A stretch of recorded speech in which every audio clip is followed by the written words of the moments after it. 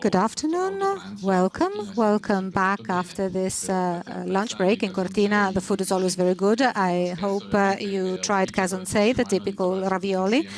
I'm not joking, because my auspice is that next time we can all meet here to appreciate the gastronomy of our country and of Cortina in particular.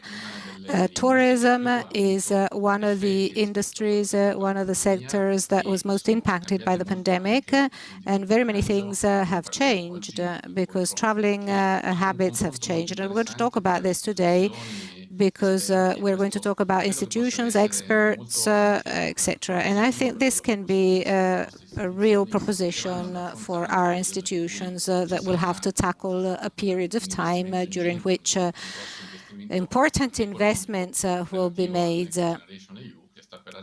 The next generation EU, which is about to arrive, and this obviously is going to be important both in terms of sustainability and in terms of the transformation, the digital transformation. And also this will also involve tourism, because in this respect the digitalization of tourism is the way in which this business proposes itself to the market in terms of distribution, and this will certainly have impacts. We saw the massive adoption of technologies. Very many people got used to using technologies such as video conferencing, Zoom, Teams, Meets, all those platforms and all those various solutions. And one way or another, this has had an impact also on tourism, because in tourism, technology is an aspect that also concerns us in terms of health. One of the priorities for people traveling as a consequence will be that of having the implementation of these technologies, which can be contactless or touchless, and will be able to deal with privacy, profiling, and the ways in which they will be able to certify they are who they are, and they have a vaccine or whatever, or that they've overcome possible infections. So probably this will be the way in which we will behave in the near to medium future. I would immediately start, given that we have a very interesting panel. We are still waiting for Minister Massimo Garavaglia, who's about to arrive, so let's change the order in our agenda. Let's start with Mrs. Eleonora Lorenzini, who's the director of the Digital Innovation Observatory at the Polytechnic of Milan, which always proposed a set of very punctual data and analysis on the tourist's customer journey and of how it is changing. This data is very interesting also because in terms of algorithms, they feed big data, and this year obviously we've lagged behind compared to the permanent growth, and this obviously will have an impact on the way in which we try to get punctual information as to the corrections to be made to allow tourism to thrive again. So with Eleonora, we're also going to talk about never-ending tourism, this trend that could be interesting also for internal areas. This morning we talked about internal rural areas and remote areas. We talked a lot about smart villages or smart cities and smart destinations. And this morning it was interesting to hear about smart villages and of how connectivity is going to be extremely important, and how these habits will, for certain destinations, be a very interesting perspective. To you, Eleonora. Yes, thank you very much, Edoardo. As you were saying, and as we've heard with the opening remarks, 2020 has certainly been a year in which needs for travelers have changed. Some temporary, some instead in a more permanent manner. And I would divide into two macro categories the main changes we have observed through our observatory, because they had and will have important impacts on the offering for tourism. The first category refers to all those needs of social distancing, physical distancing, safety, security, to say everything with one word, that pushed many travelers to looking for more automatic systems, pushing a lot on digital innovation, therefore, compared to the idea of actually traveling in a traditional manner. We had an explosion of the remote check-in and all technologies that helped us keep social distancing. This in the various hotels, but if you look at museums too, there too we have found a much stronger focus on access control, on preserving the correct distancing amongst people in the different rooms. So a set of technologies were used to help meet this safety requirements travelers have. Also, when it comes to booking, we've noticed how an important leap forward has been made in the different channels that receive bookings, because in the past about 10% of bookings would take place online, and now we have moved to 26%, and this makes us state that tourists, travelers started privileging the direct relationship with suppliers, with providers, to meet this need of a higher level of safety, because given that tourism this year has been more in proximity, it was important for travelers to actually check the conditions he or she would have found in the home or hotel he or she would go to. And so basically we saw this increase in online booking, but with direct contact with the supplier, because the human touch, the human relationship has remained an important element, and possibly has become even more so, given that people feel the need to be reassured and to feel safe. This is what I wanted to say as to the first set of needs. Moving to the second set of needs now, you already hinted at what we called never-ending tourism. What is a never-ending experience for us? Well, it is the possibility of extending the experience at 360 degrees, both in time and space. And here, obviously, digitalization helps us a lot. This idea of dilating, of extending this experience is not something that developed out of the pandemic, but rather it's a need tourists had already expressed, and which now obviously has been accelerated. We've seen in a report that has just been published these last few days, coming from the major search engine, that the number of searches of keywords such as virtual visits to museums or virtual regattas and things like that have increased exponentially. And this is something we might not expect. Now we've heard about startups for this issue of a never-ending experience, and they have confirmed how sports and gaming accelerated strongly because digital content, which from the first lockdown exploded, complement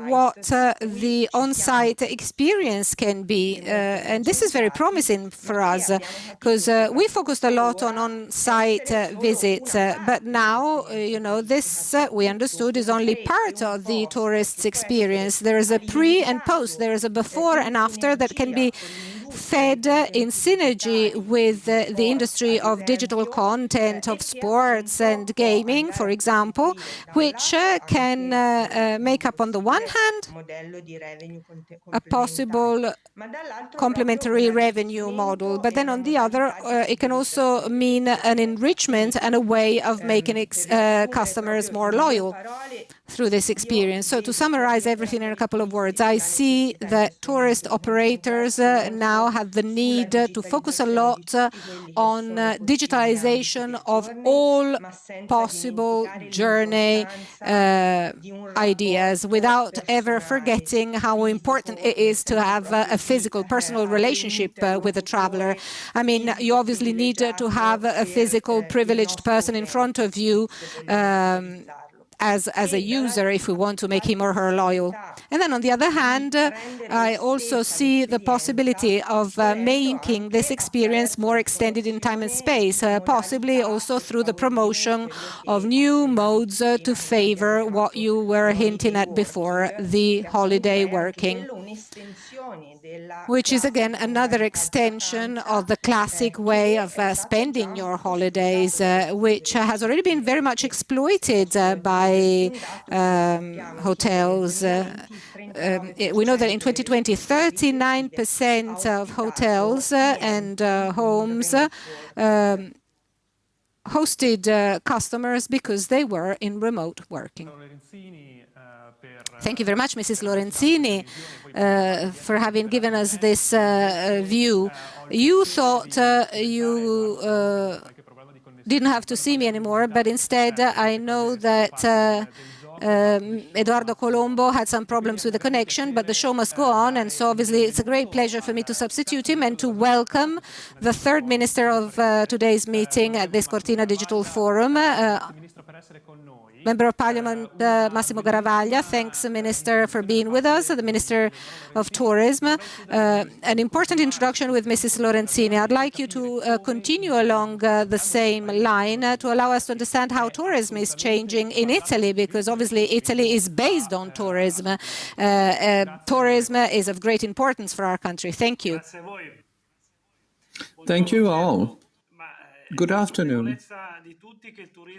Well, everyone knows that tourism is really a paramount industry in Italy. In 2019, we had approximately 13% of our national GDP made with tourism, and in the future we could get a 20%. This is our present target.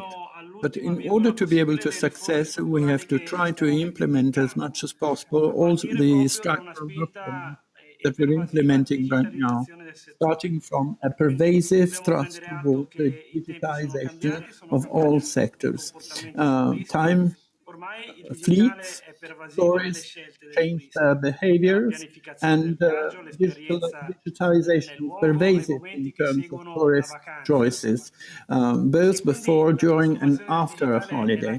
Therefore, digital transformation is the key for the future competitiveness of our country when it comes to tourism. Investing and planning through digital means is indeed needed and very urgent. We are aware of all this. We're trying to indeed make the most of the opportunity offered by this new European plan to invest into tourist infrastructures, starting from the idea that our action has to be as pervasive as possible when it comes to digitizing the entire system. Most of these resources are addressed to improve what we have available to offer to tourists from Italy and abroad, and investments that all the companies will have to make in terms of getting a better digitization, better services, better standards, etc. The pivotal point of this particular program, which is a kind of digital revolution, is the creation of a digital hub in tourism. We want to set up a system that entails both public and private enterprise.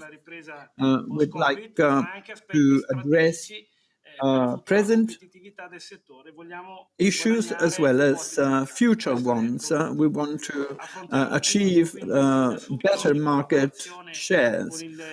And together with the Minister of Health, we are addressing security and safety. The issue of mobility as well is important, and we are going to offer further opportunities to have more services available to small to medium-sized companies in tourism, and particularly those who have no chance or possibility to invest more money. And this is going to be also a good instrument to aggregate all the players, favoring indeed also the participation by those who are usually left outside the mainstream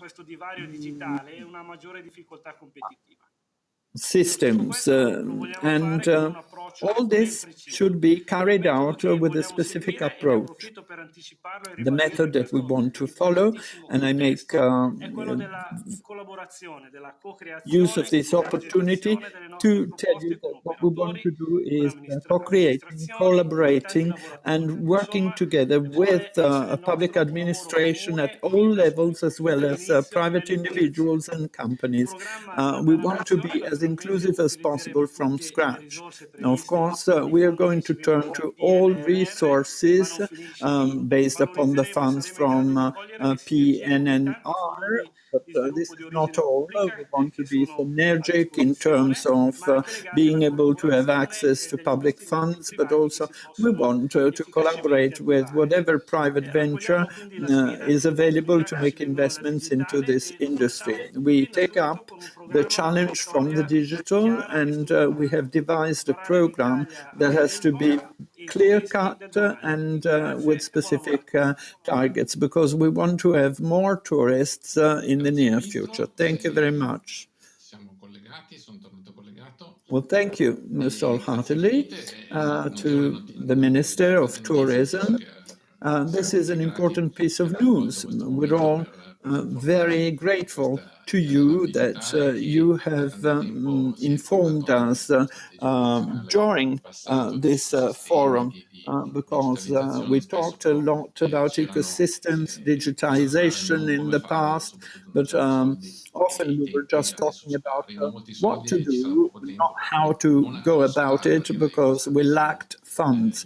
And so let's say that now that the funds seem to be available, we are going to be able to have a better cooperation also, because the Olympic Games will be held at the very end of this period of European financing. And let's hope that we can make better strides ahead. Well, let's say that we can go free range towards the implementation of this particular program. Well, thank you very much indeed. So let's now talk about another issue from Valentino Stupendi. This is the point of view of the European Commission, also in the light of the fact that this pandemic was a chance, if you like, to bring back tourism into a forum, because this is an industry and this is part of all industrial businesses. So tourism has gone back to be one of the predominant industries at the center of the European discussion. Also, when it comes to technology, what has been done lately on artificial intelligence, which is an interesting component of the industry of tourism, is important to be pinpointed. And tourism has to do with infrastructures, with ecology, with a number of issues and industries. And therefore, let's see why we must make investments into this field. Good afternoon. Can you hear me? Okay, thank you. Thank you, Eduardo. Good afternoon, everybody, and thank you very much for the invitation to participate to this extremely important event. Well, frankly, tourism as a business has become more visible and has become more important for the European Commission policies and for Europe in general. And I would say this has mainly happened recently. And it's not surprising, the reason why, because data dating back to 2019 tell us that tourism represents 6% of the European GDP in Europe. And as also the minister was telling us before, it was 13% of GDP in Italy. But for some countries, such as Greece, Croatia, or Cyprus, it represents more than 20% of their GDP. So it is absolutely clear that given this data, the tourism ecosystem has a huge social as well as economic value for Europe and for some member states in particular. And so it obviously requires political attention also at European level. Once said so, I'd like to be absolutely clear about the fact that in reality, Europe, when it comes to tourism, only has coordination power for national policies. And so in reality, the different initiatives we can bring about can only be complementary to the national ones. To come to digital, a theme which in my opinion is very much connected to the idea of sustainability. Well, it's true that digital and digitalization will not solve all sustainability issues, but it is also true that very many digital solutions are moving in the right direction in terms of guaranteeing a higher level of sustainability. And also on our side, we see that digital represents the future of tourism. And the pandemic, like all crises, accelerated this trend. So the trend already existed somewhere or another, and now we are witnessing a strong acceleration. So we're talking about the future, but also about the present, because we're already thinking about the green digital certificate, this sort of certificate that should become operational by the end of June, and which would allow everybody to travel in Europe, is also based on digital interoperability. But at the same time, besides short-term issues, we're also working, and here I also insist on the method the minister was referring to, a co-creation and co-management method with all the stakeholders involved, with all the different stakeholders involved. I was saying we are working now at a shared agenda for tourism, for the tourism ecosystem, which is one of the 14 industrial ecosystems identified in Europe, with a time horizon which is 2030. The target is to be able to work for a more digital and more sustainable, as well as more resilient and resistant to tourism business. And here, obviously, also financial resources come into play, because obviously they must be available to favor the necessary investments. And according to our calculations, for the tourism ecosystem in Europe, we're talking about a deficit in investments of 161 billion euro. So of the 14 industrial ecosystems we have identified, the tourism one is the one that requires most investments. If we talk about European funds, because obviously there will be private investments as well as PPPs, but if we talk about this in terms of European funds, or public funds, let's say. Well, now we have the 750 billion of the next generation EU, and let's not forget that 7% of this money will have to be used for real sustainable projects, 20% of which will have to be digital projects, and this money, which in Italy means about 200 billion euro, you also have to add 1,100 billion euro going from 2021 to 2027, and we're talking about funds for research, innovation, funds for cohesion, regional funds, funds for SMEs.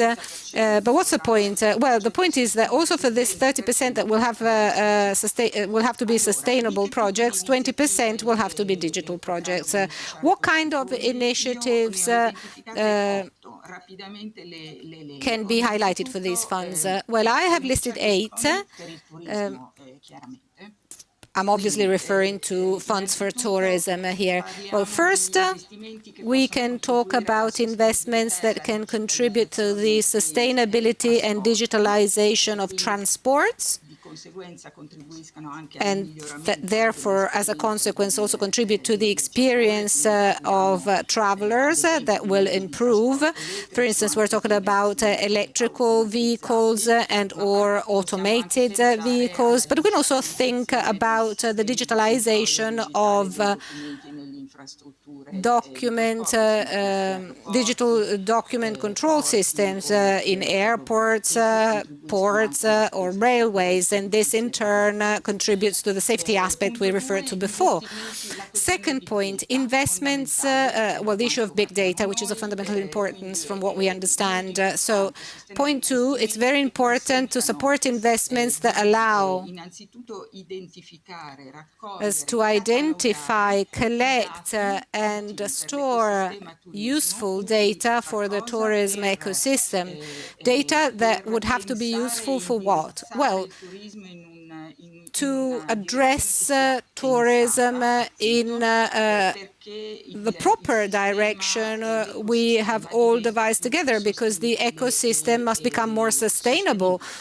And let's think, for example, about the idea of managing tourist flows. And then we're also thinking about the possibility of using data to be able to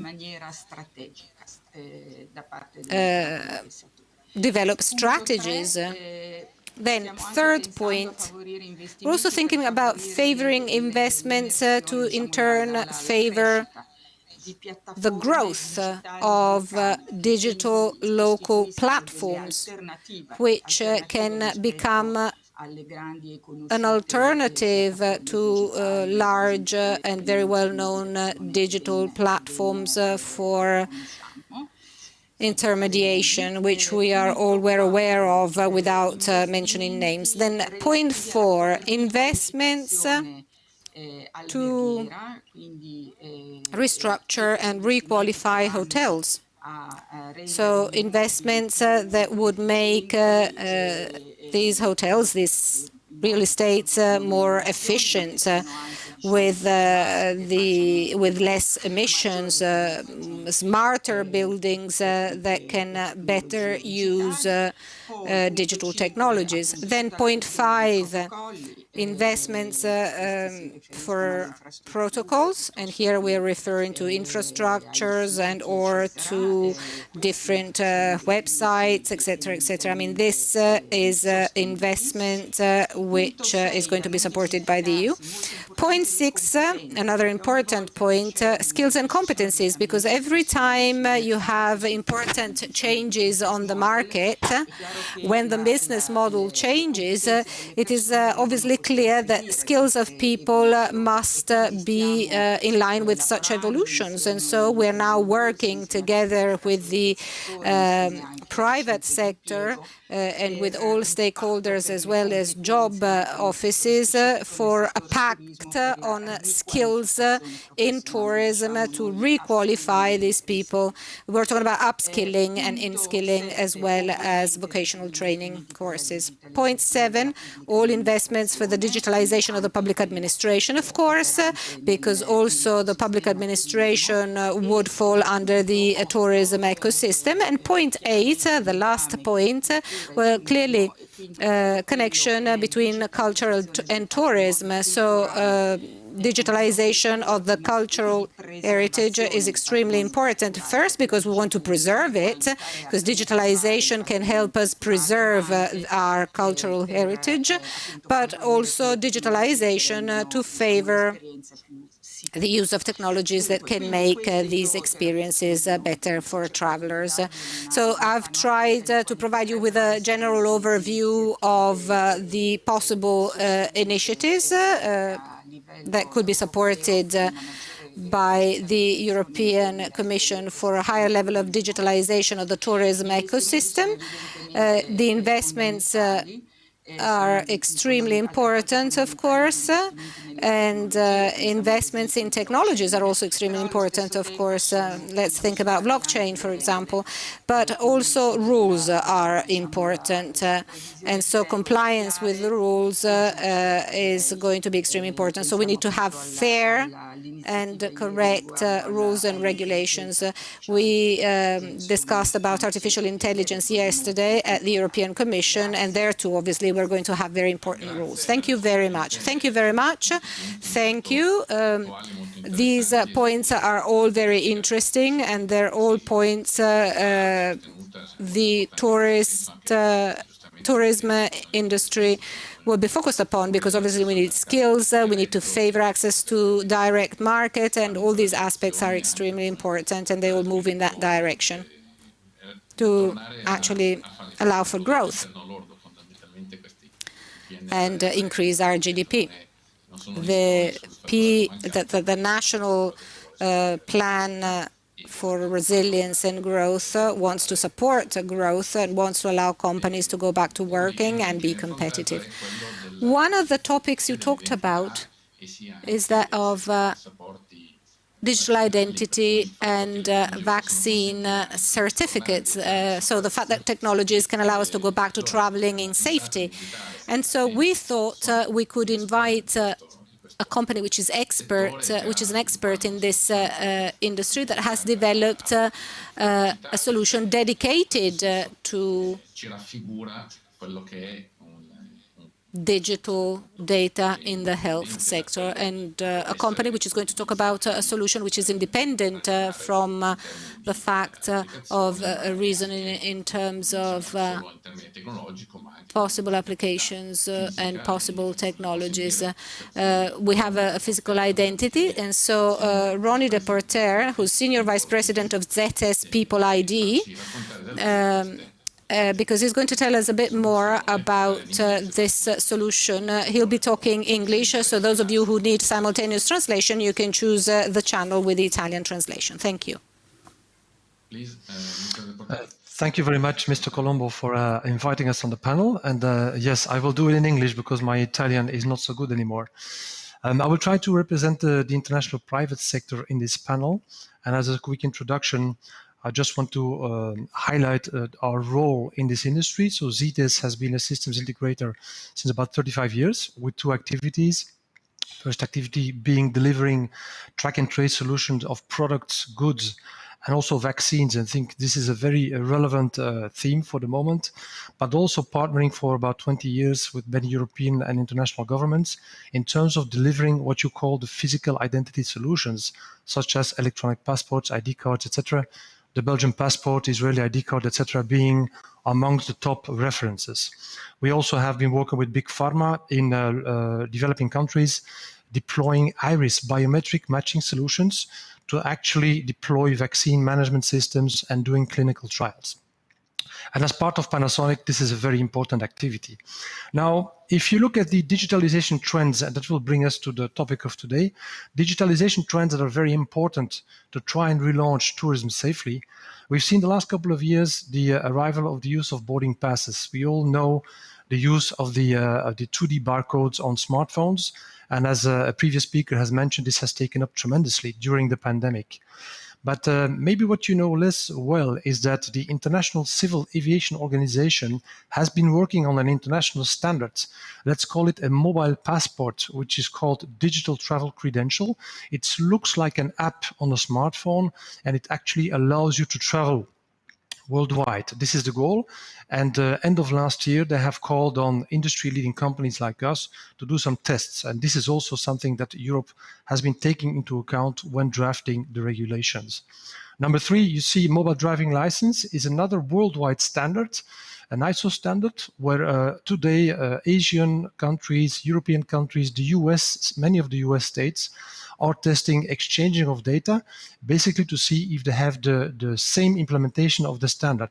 This also looks like your physical driver license, but again in the form of an app on a phone. The point 4 and 5 that you see on the slides are more linked to the use of biometrics. Everybody is focusing on a more seamless, a more integrated experience for us as travelers. We've seen the implementation of e-gates, automatic gates in many of the airports, but recently you see a trend also, and Fiumicino Airport has also done an implementation of that sort, where even without a physical document, just based on the use of the face matching technologies, you can walk through the border control. And all of these technologies are really important, the digital, as we discussed, to come to actually the draft regulation that Europe has been discussing also with the member states.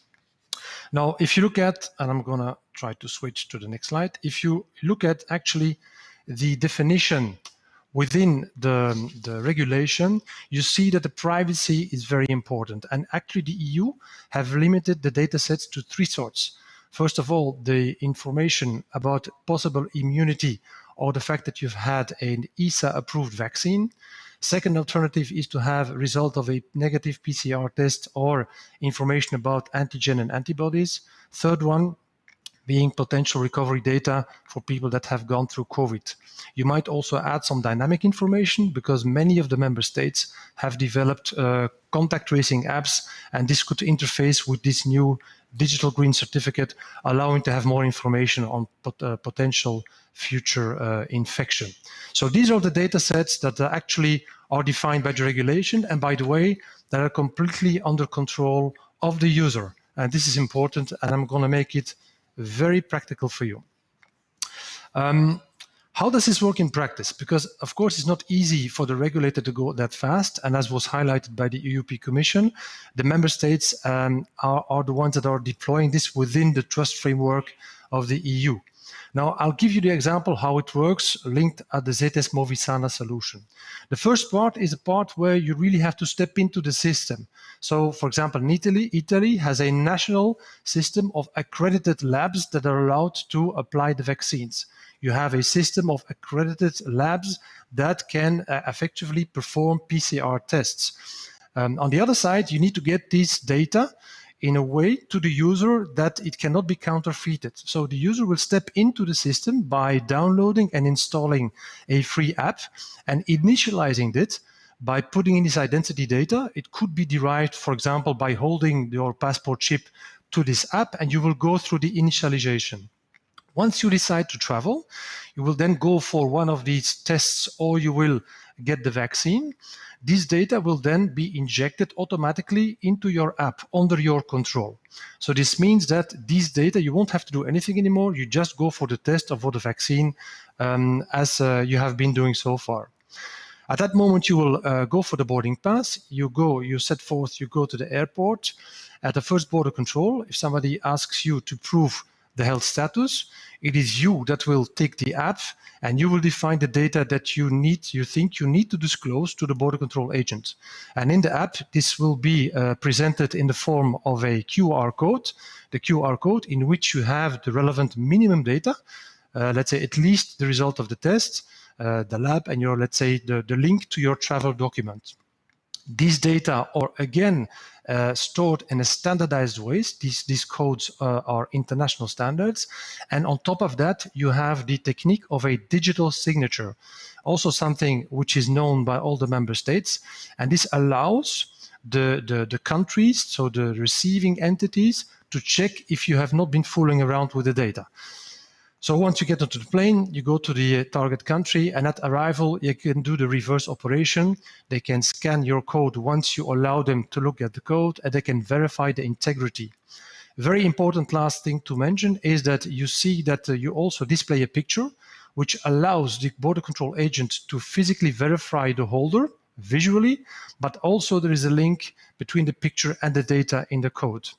The digital techniques to allow the fact to check that the data are not counterfeited are based on similar techniques like we all know behind the electronic passports, and all member states know how to deal with that.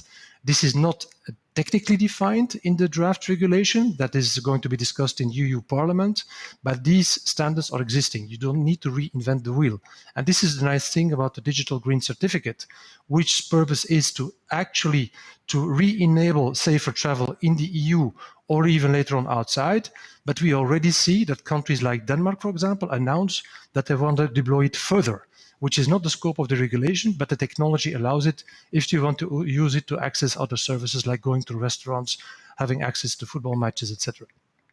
So I hope that I have given you an insight as to how this digital green certificate works in practice.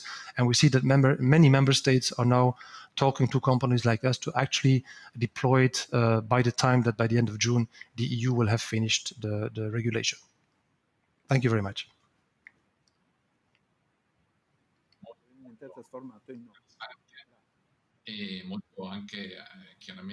Well, thank you very much.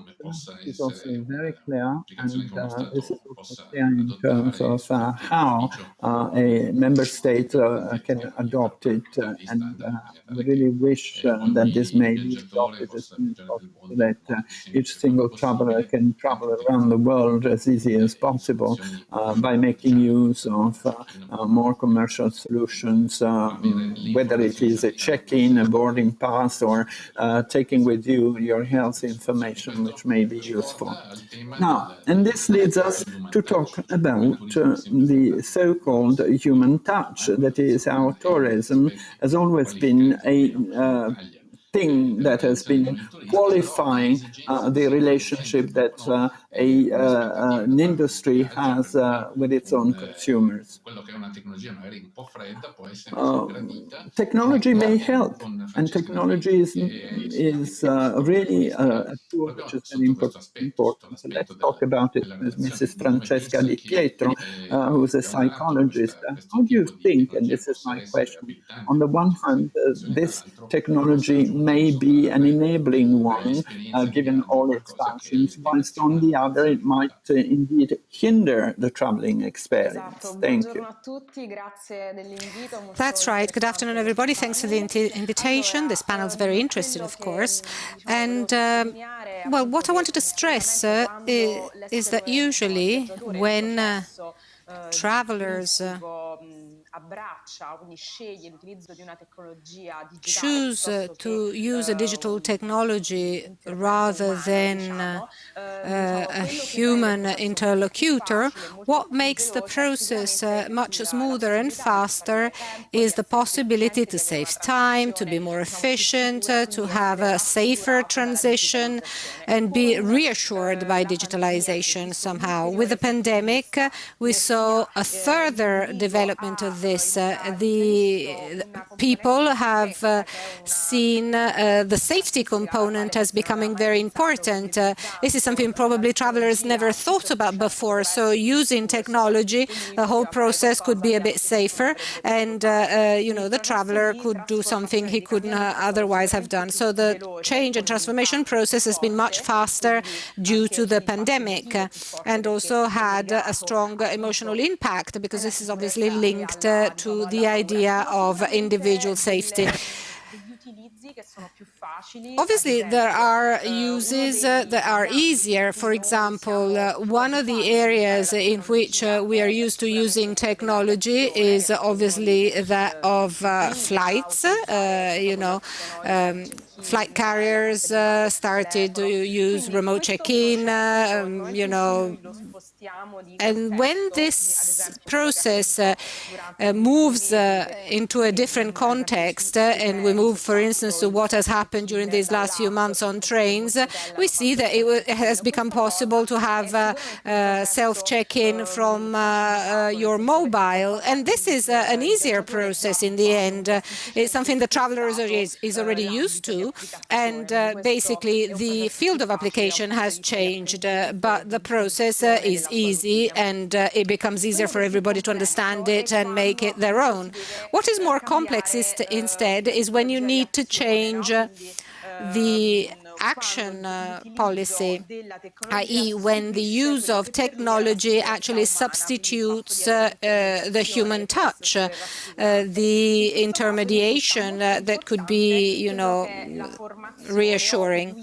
And here training is very important, because you need to drive people to change, towards change. I give you again a trivial example. Going back to the aviation world, we are used to self-check-in, but recently they've also introduced the possibility of being able to check in your luggage. And the majority of people still today are not used to this and don't feel self-assured because they think this procedure can only be managed by somebody else.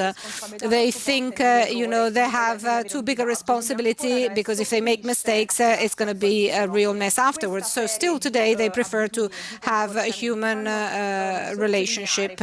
And these kinds of attitudes actually allow us to stress the importance of being driven, of having the support of some other individual, because obviously with rapid processes, you can move towards digitalization without any kind of training. Whilst, can you hear me? Can you all hear me? Yes, okay, sorry. I wasn't sure because everything was frozen for a while on my monitor. So this is important. And then another interesting thing, as far as the need now of having a correct integration and interconnection of digital with non-digital systems for a current update of information, showed that there was the need for human contact for problem-solving activities. The traveler is understanding the possibility of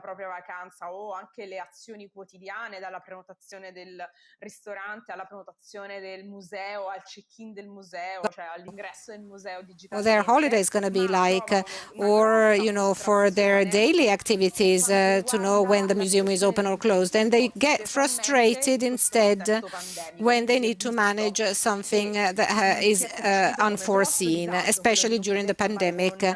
The fact of not being able to talk to somebody, or the fact of not receiving, regular information and just get information in a dystonic manner was a problem. And technology here could be very useful instead, because it could support travelers with chats, with specific Q&As or FAQs. Say a flight is delayed, or you have a problem on new regulations you need to apply, rather than making the traveler unsafe and unsure when he or she cannot come in contact with anybody. We can use technology to provide this information. So in slightly critical processes, when an attitude needs to be changed, or when we're going through a critical situation such as the one we're going through today, the traveler feels the need to have human contact. So we can't totally transfer everything onto digital, and this is an important piece of data that needs to be taken into account. I totally agree with what's been said until now about the importance and the need to create a digital network that spreads the digital culture to everybody, because especially during this historical period of time, also at economic level, we have seen that the different products and or destinations that were constantly updated in the tourist sector had surprising opportunities to work, because destinations that usually are not used during winter, the fact that you couldn't leave your region, instead have been very much on request. And whilst instead people who are lagging behind from the digital viewpoint are losing lots and lots of chances in this period.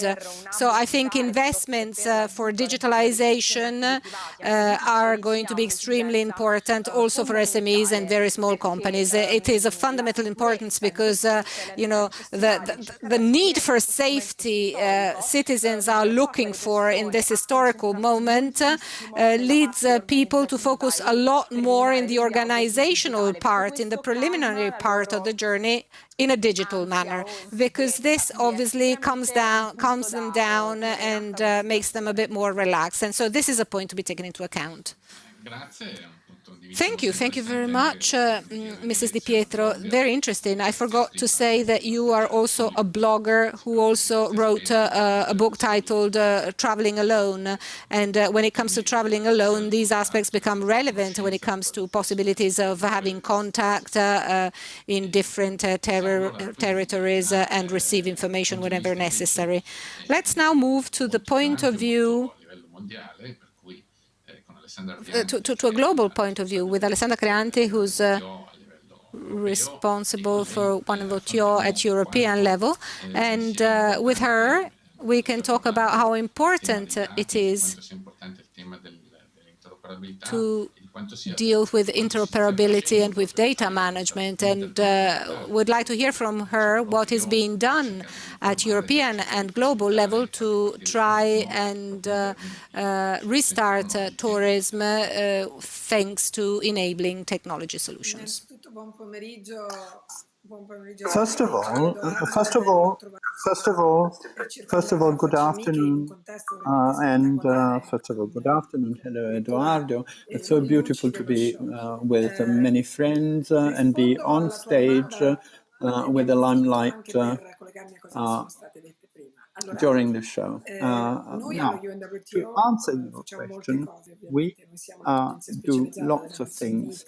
We are a special UN agency on tourism, and particularly on sustainable and accessible tourism. But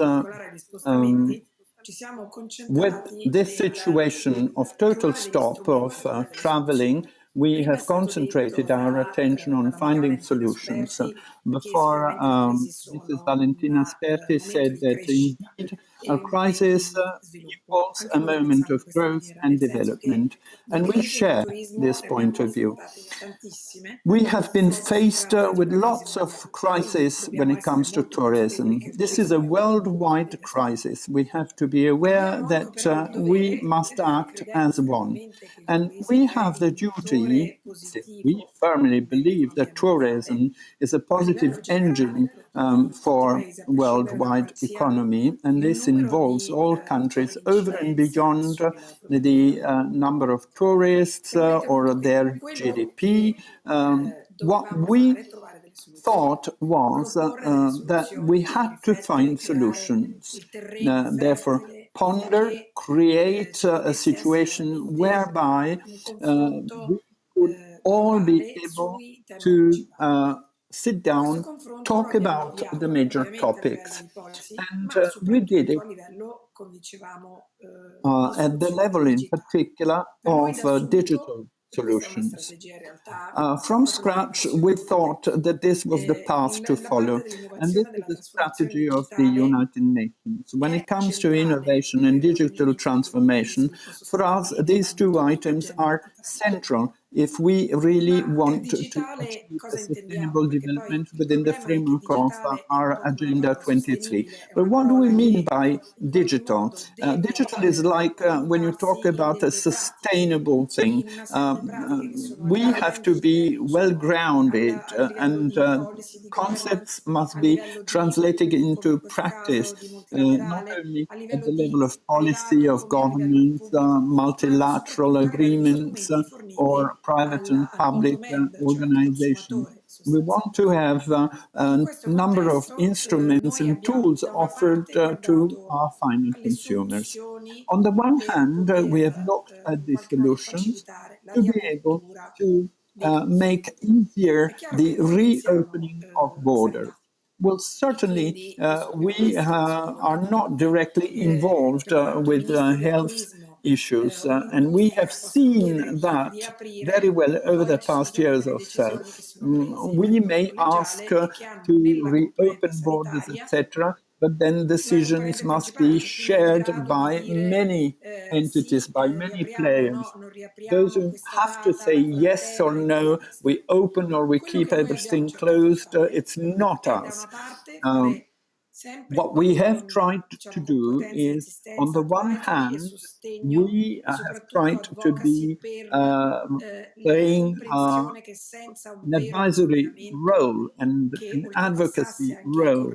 And we always urged for coordination over and beyond green agreements, that is, those bilateral agreements that have been reached. Whether we made it or not, we don't know as yet.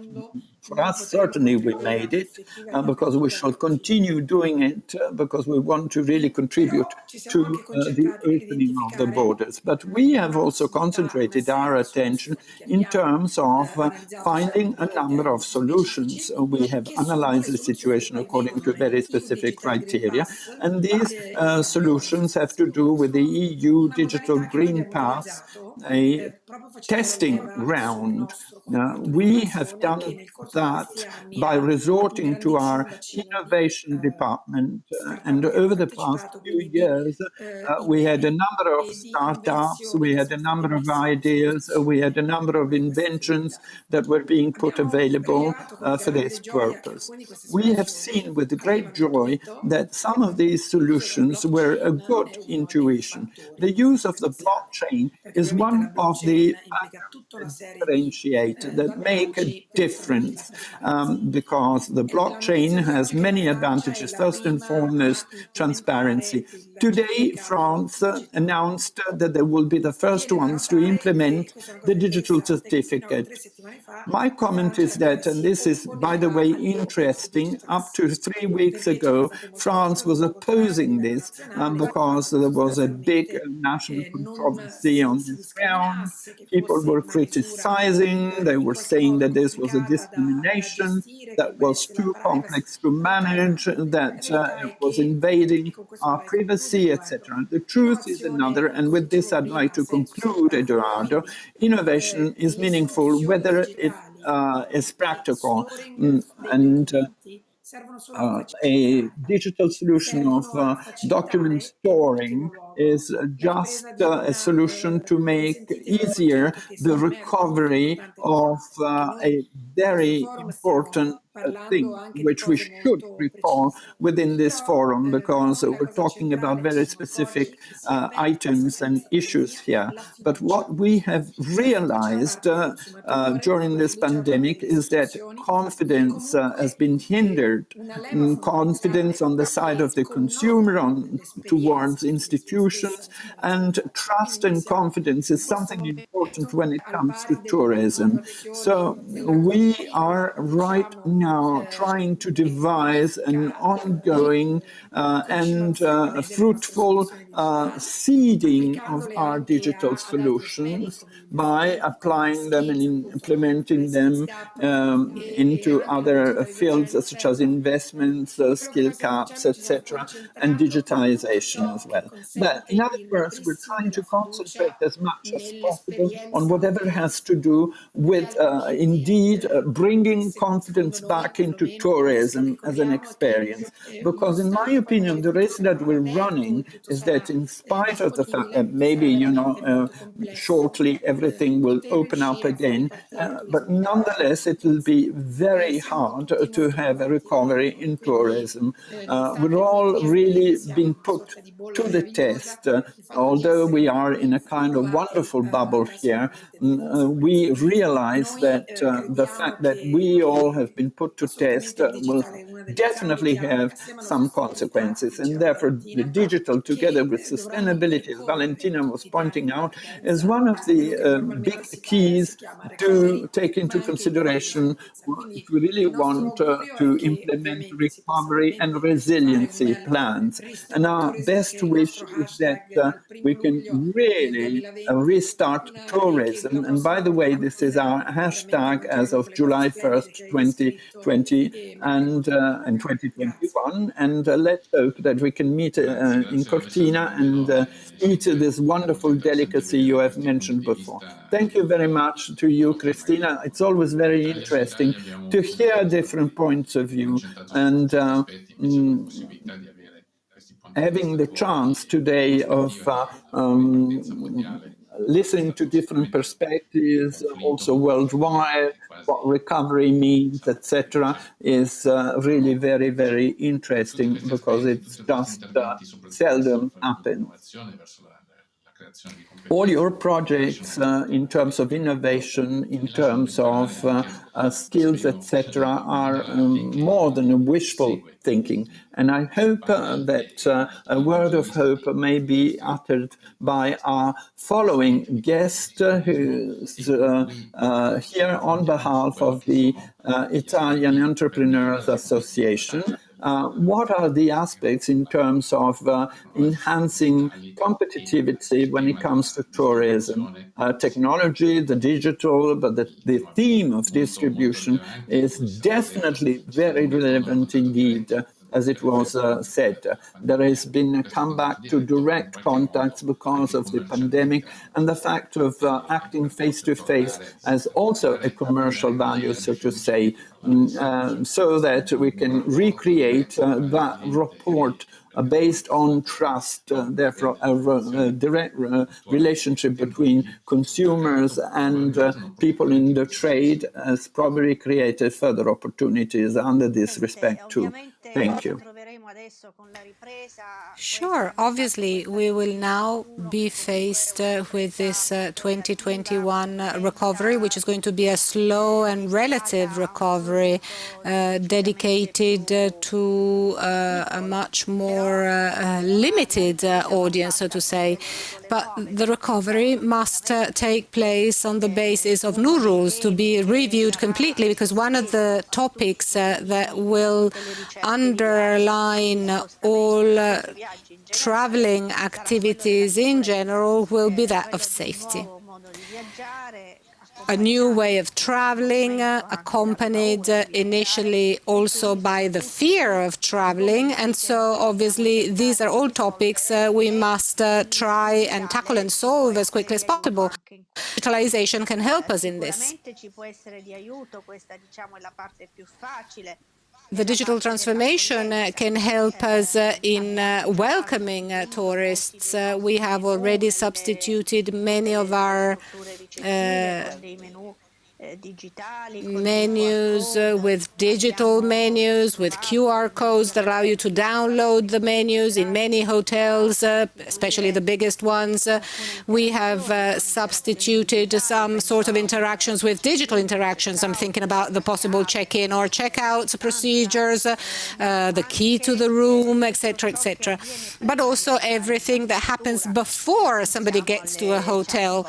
The chatbots with which we are used to start our dialogues with our travelers is one. And also the experience before traveling is important. Obviously, the traveling experience cannot be substituted by digital, and this obviously is very important for us people working in this industry.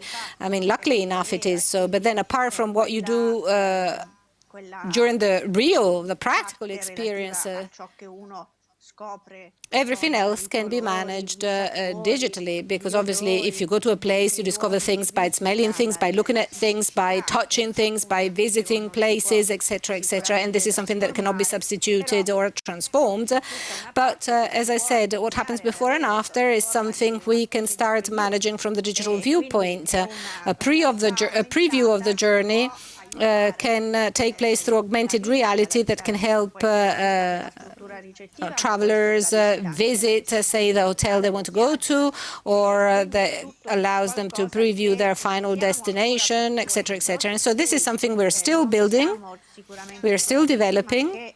We aren't yet ready yet, for sure, but we are seriously studying and implementing these solutions to all traveling solutions we might think of. Earlier on, we heard about digital passports, and this is one of the most useful and most immediate applications we have been asking for during these last few months, and at last we've understood it will become a reality. But together with that, I mean, and besides that, also, you know, the possibility of us having access to places to avoid, you know, too many people being in the same place is something that can be managed digitally. And this is another point that needs to be taken into account as soon as possible, because obviously today it makes us laugh to talk about having too many people in the same place. But we hope we'll be able to go back to 2019, where overcrowding was a real problem to be solved. And so when this will become a problem again, clearly digitalization will help us, because it will also be necessary to manage these flows of customers in a more, in a smarter manner, to avoid having too many people in the same place, but also because it becomes important to allow people to go where we want them to go, where we want our flows to increase, and maybe divert them from going to the usual places which are already overcrowded, in those places that tend to be overcrowded. I mean, these are all situations that can be managed digitally. Digital solutions can help us a lot. Using artificial intelligence could be another important, useful tool. So we must work on the decision-making process for tourists by, you know, previewing their desires and do this in the most accurate possible manner. These are our targets. We hope, thanks to the resources we'll receive from Italy, this will become possible. And we'll have to do this as quickly as possible, because obviously it's a global competition, the one we're in. And so we obviously see things from our point of view, from the point of view of Italy, where we want to obviously keep our competitive advantage. And the competitive advantage in the next few years, when it comes to tourists, will have to take digitalization into account. Thank you. Thank you very much, Mrs. Lalli, also for these auspices that, again, go back to the conversation we've had about how digital transformation can be a fundamental component in tourism, because it concerns all aspects of traveling, before, during, booking, etc., etc., and all the information that can be exchanged. So we know that technology can favor the reopening of sites and how it can be a fundamental element to provide correct services to our guests, and how hotels can, you know, improve their offering by aggregating their offering with ancillary services and further experiences. And then how we can proceed in this direction by favoring the development of startups with funds, because these in turn can create new development, new economy, and be innovative. Given that there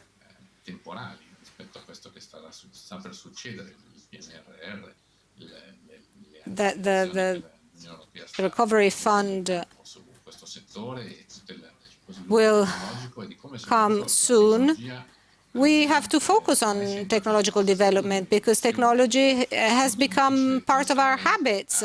It's difficult now to think about the possibility of booking something online by thinking that that's something innovative. This is something we've all done and without even noticing it.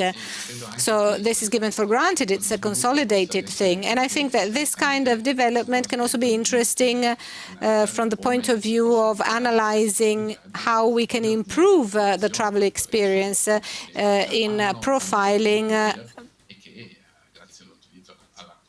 as very many large players do, and with data sharing, because this could be another way in which we might better develop tourism in the future for destinations that are particularly interesting to obviously make them attractive in all possible ways.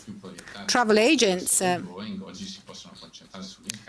now can focus on incoming rather than on outgoing, and the experiences become very important, because if in the past somebody would choose a destination just on the basis of that specific destination without considering what could be done in those places, now it is most likely that people choose what can be done independently from the destination, and this can provide important further developments for the tourist agency. So I guess this morning we heard about the Cortina Charter, which has already been signed. I think that what technology offers us today also gives us the possibility of maybe signing another charter when it comes to tourism and digitalization. We hope